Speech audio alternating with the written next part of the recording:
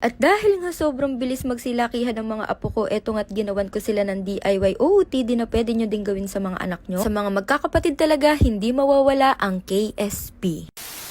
Finally, at dumating na nga po yung in-order ko sa online at ito po ang gagawin nating OOTD sa aking mga apo. At dahil nga po sa init ng panahon, no choice ako kundi lakasan ng ating AC dahil kawawa naman si Mami Cookie. At kung mapapansin nyo dito, shook na shook talaga ako dahil sobrang liit po talaga ni Chokoy. Kahit i-compare natin dito sa Unika Iha, grabe sobrang laki po talaga ng niliit niya. Anyways, ang gagamitin po pala nating pang DIY is etong mga iconic socks. Sobrang bilis lang gawin nito guys. Pwede nyo itong gawin sa inyong mga apo. Ang original plan talaga is depende sa kulay ng kanilang collar, yung kulay ng damit nila para hindi din kami malito. Pero dahil nga sobrang liit po ni Chokoy, naging orange siya kasi yung orange po ang pinakamaliit na size. And yes, kung makikita nyo po, sobrang bilis lang po nitong gawin. So first step is i-cut nyo lang yan sa half or kung gaano man kalaki yung mga apo nyo. And then lalagyan nyo lang po ng butas yung para sa legs. And voila, tapos na agad. As in, ganun lang ka-basic. Isipan ko nga po sila gawa ng OOTD kasi since nga nilakasan natin ang ating AC dito sa kwarto is para naman may warm sa katawan nila. Bawal pa po kasi sila sa masyadong malamig. Disclaimer lang guys, hindi ko po to ginawa para sa araw-araw nila ha kasi nilalaban din po namin yung mga puppy collar nila since dumudumi nga po yun dahil nga po pag nagmimilk sila. Itong OOTD na to is for fun purposes lamang po and syempre kapag pinipicturan ko sila and syempre remembrance ko na din sa kanila na ganito sila kaliit noon.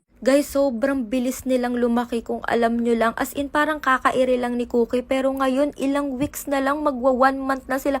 Parang ilang tulog na lang talaga. And feeling ko kapag may ganito silang OOTD, parang may nakayakap sa kanila. So, parang mas nagiging comfy sila. Syempre, pinakaramdaman ko din sila maigi, kung komportable ba sila, kung masikip, maluwag. But don't worry guys, kasi comfy naman tong mga apo ko. As in, parang nag-e-enjoy pa nga sila. As in, tuwan-tuwa din talaga ako sa kanila na nasasad ng konti kasi nga sobrang bilis nilang lumaki, 'di ba? Tignan nyo naman tong si Baloy. Kita nyo, as in gumagamay-gamay na talaga siya sa paglakad. And good thing kasi hindi na sila masyadong alagain kasi nakakapupo na sila ng sarili nila. Hindi ko na sila kailangan talagang papupuin. Sobrang galing kasi talaga mag-alaga ni Cookie. Sa lahat naman ng mga naging apo ko, ang pinaka-maalagain talaga ay yung mga anak ni Zoe. Hindi ko alam, marunong naman mag-alaga si Zoe pero wala siyang tiyaga magpapupo, magpawiwi, kaya talagang si Lola ang gumagawa nun. And tanan!